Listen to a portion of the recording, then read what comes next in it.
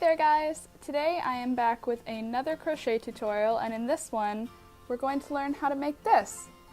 A little crocheted flower applique that you can attach to any of your summer projects. It's just a cute little add-on and it's super easy to make, so I'm going to show you how to make this today. I used a very fine crochet hook and very little yarn for this. This is like sock weight. What we're going to use instead for the tutorial is something a little bit bigger, just so that it's a little bit more easy to see the stitch definition. So I will link the both yarns in the description in case you were looking at this going, ooh, what's that? I want to use that. I will link that in the description so you can find that one. But for today's tutorial, you're going to need a couple of things. You will need a crochet hook. I am going to use a 4mm aluminum crochet hook. You'll need some scissors and you'll need some yarn. So let's get started. First things first, you're going to need to create a slip knot. For a slip knot, you're going to want to create a loop with your yarn, just like this. You'll cross the loop over itself to make an X, and then you'll put your fingers into the little loop you've created, grabbing onto the yarn and pulling really, really tight, and that's a slip knot. For this flower pattern, you're going to begin by chaining 32.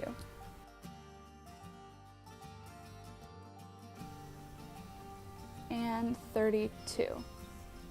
Working in the third chain from the hook, 1, 2, 3, complete a half double crochet. So wrap your yarn around your hook, insert into the hook, wrap around, pull it through, wrap your yarn around again, pull through 2, wrap your yarn around again, and pull through those last 2. Then create another double crochet into that same stitch, and then create another double crochet into that same stitch.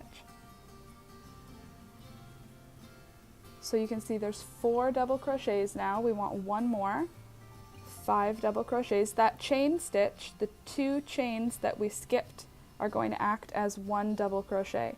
So now you can see we've got 5. Then you'll chain 1. Then you'll skip 1 stitch. We're not going to work into this one. We're going to work into this one. Put 5 double crochets into that stitch. 1, 2, 3, 4, and 5. Just like that. Then chain 1 again. Skip 1 stitch, so we're not going to work there, we're going to work in there. And then do 5 double crochets into that stitch. And you can already see it's beginning to look like it wants to curve. And this is going to be, each one of these little sets of 5 is going to be a petal. So now you'll chain 1 again, and then do 5 double crochets in the next stitch after you skip your 1. So skip this one, 5 double crochets in there. And then just do this all the way across until you're at the end of your 32 stitches. Well, it's actually 30 because those 2 chains made up your first double crochet. So do this all the way across, and when you make it to the end, check back here and I will show you what to do from there.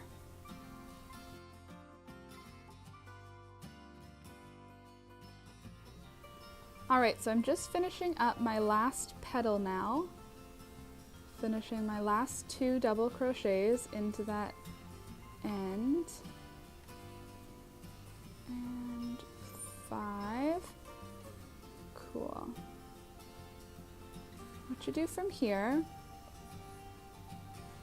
is just chain 1 and then trim your yarn, but give yourself, oop, got a little extra there. Give yourself a couple extra centimeters. Pull that through, and then what I like to do is take that tail end from your initial chain and then that extra tail from where you just finished, and I like to tie those together, and that just brings your first petal down so that it ends rounded. So you can see it pulled that bit down so that that curve begins like this. The next thing you're going to need, oh, I didn't say this in the intro to be honest, you're going to need one other tool, a yarn needle. with your yarn needle, grab the long tail, obviously thread your yarn needle, and then in all of those holes between the petals, you can see underneath, not the holes between the petals rather, but the holes underneath the petals. So you can see there's a hole here and a hole here, and just weave through them with your yarn needle, just like that, all the way down until you are at the end of your flower. Then pull your needle through, and this is actually also a way to make a ruffle. But you can use this same sort of technique to make a ruffle, and you can kind of see here how that would happen. But what we want to do is begin to turn our flower. So just begin to twist so that your petals end up winding around that center point.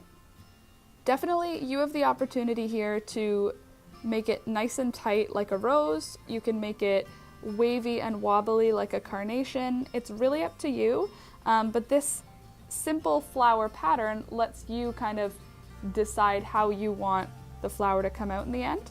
In this one, I'm going to just twist it around to make it kind of like a little rose. And then you can kind of wiggle it around so that the petals all sit the distance from the center that you want them. It's all up to you here. So I'm just going to keep wiggling them around until I think it's the right kind of size and density and everything. Once it is, so for me, I think it's about there that I like how it's looking. What I'll do is I'll flip that flower over, and now you've got that piece that you were using to pull it nice and tight and the initial piece from your chain. I like to tie those two together so that that last petal stays where you placed it, but also what this does is it secures that first petal right in the middle where you want it. And then you could just tie that off, and then you can clip your yarn. I wouldn't clip both of them because you can use that tail to sew this piece to whatever you're making the applique for.